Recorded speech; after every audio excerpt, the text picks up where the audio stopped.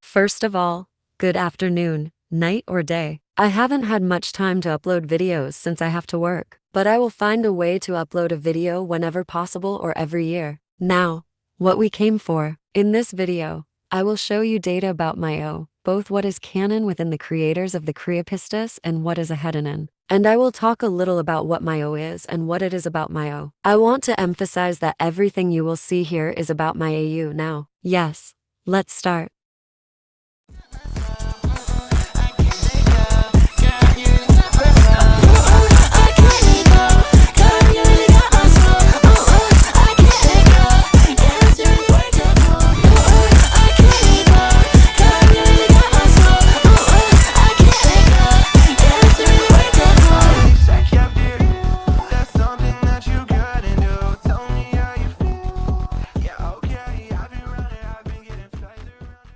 Headcanons. Jeff and Liu and Mayo do not hate each other. Liu is aware that Jeff has had mental problems all his life.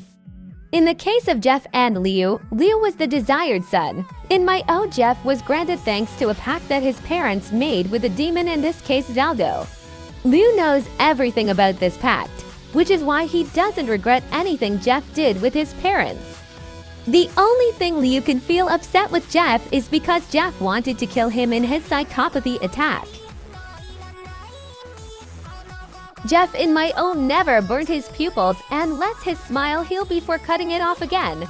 This is not always the case. Jeff always lets his smile scar for a long period of time for different reasons. Some problems that Jeff has are speech problems. He usually struggles a lot when speaking, like in this video.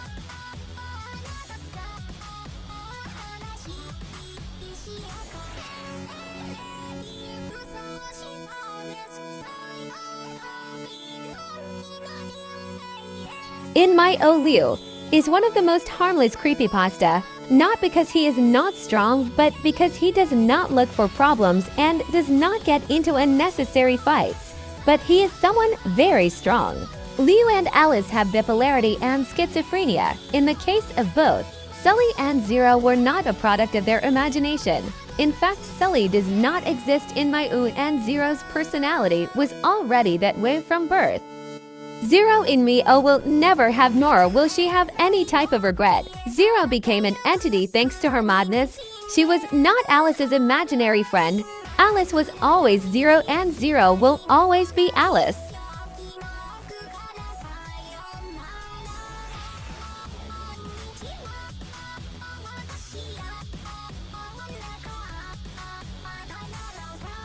Jane and Mary's relationship.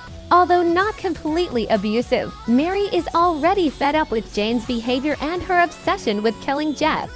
Mary has reached such a point of desperation that she has already thought about asking Jane for a divorce. Jane, even in her relationship with Mary, wants to be better than the relationship that Jeff has with Karma. This overwhelms Mary too much because although Jane loves Mary, now everything is a competition against Jeff to be better than him in everything. If the creepypastas in Mayo had children, Jane's obsession with always surpassing Jeff in everything would also be passed on to her children, like in this video. Slenderman. Slenderman in Mayo could have at least 3 forms. The first form would be his human form, in which he measures at least 1.9 centimeters. The second form would be the one that we all know in Mayo. In this form, he measures at least 2 meters, and in his form, the end measures at least 25 meters, which is the normal size of a pine tree, which helps it hide well in the forest. Slender can also vary its size a little, but only in giant sizes. But its limit is 25 meters high. Proxies. Slenderman's proxies are rated from the strongest to the weakest. He uses them for different levels of missions depending on their abilities. Below I will show you the levels of the proxies. First of all, there would be Tiki Toby, Hoodie, and Masky. Here I want to clarify that Masky and Hoodie are proxies in my O. The two of them in my O are variants that I believe are inspired by Maxi and Hoodie from the fandom and the originals that come from the series Marble Hornets website. The three of them are the most qualified for any type of mission that Slenderman gives them, especially the most difficult ones, which are to kidnap people, eliminate them, disappear them to the point of getting involved in illegal things. Masky, Toby and Hoodie have a good relationship with each other. Masky and Hoodie are the only family Toby feels he has. This can be a weakness between them as they can put themselves in vulnerable situations. Every time Slenderman gives them a mission, they always have 100% success. They are the first to be sent into a fight. The second level is X-Virus, Kate, Rouge and Wilson. They don't get along much, but they don't dislike each other either. They like the company of their companions. They tend to be more in charge of espionage missions, informing Slenderman about whether there are people who want to infiltrate the forest. Oh, some researcher is near the area. They also tend to leave Slenderman's notes all over the forest. They tend to obfuscate and terrorize those who enter the forest. The third level, along with the fourth and fifth level, are dedicated mostly to capturing information, and if they must use physical force, they must notify Slenderman. Compared to the first and second level, they cannot use as much physical force and must be guided more by their agility. Mental.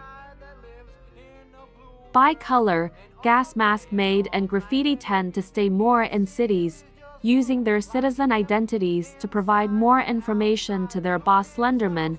Gas Mask Maid usually looks for work in the homes of people suspected of being investigators. When she attacks them, she doesn't stop no trace, while By Color and Graffiti are usually more on the heights of buildings watching for suspicious activity.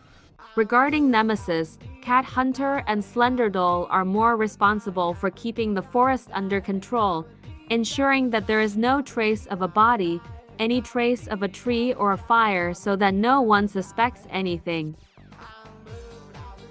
In my AU, there are even more proxies than the ones I am presenting in this video. They are spread everywhere and all over the world. You could say that Slenderman is someone omnipotent. Anti-Jeff. This group is made up of all those who have extreme hatred for Jeff.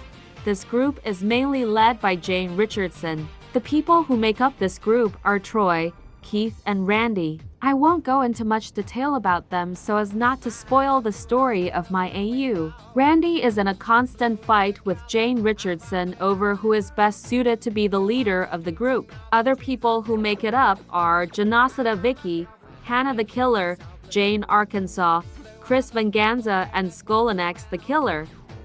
They usually never manage to get too close to Jeff or find the place where he lives. Jeff is always surrounded by his friends whether he likes it or not.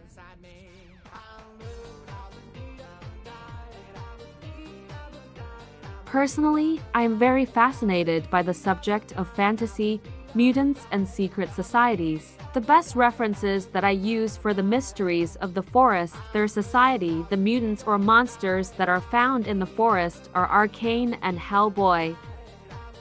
When it comes to the appearance of the forest, at the beginning everything is normal. Its facade is the facade of any forest. The further you advance in the forest, everything changes, and little by little you advance. You might realize that the forest does not have a normal appearance and is bigger than it appears. Not only is it big, it is gigantic. I know that the forest in my AU is a magical forest which has a magical effect on its visitors.